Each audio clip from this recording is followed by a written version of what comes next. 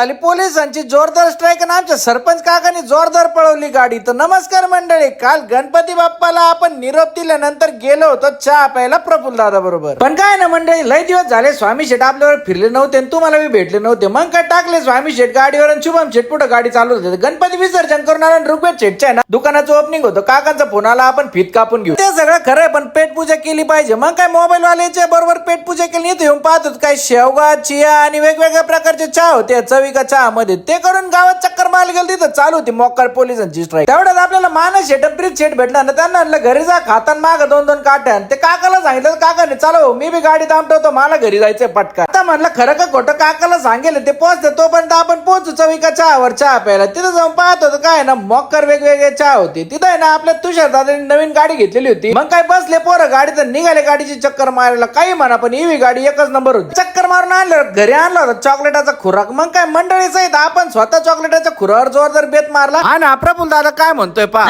ये क्या हो गया? ये क्या सुन रहा हूँ मैं?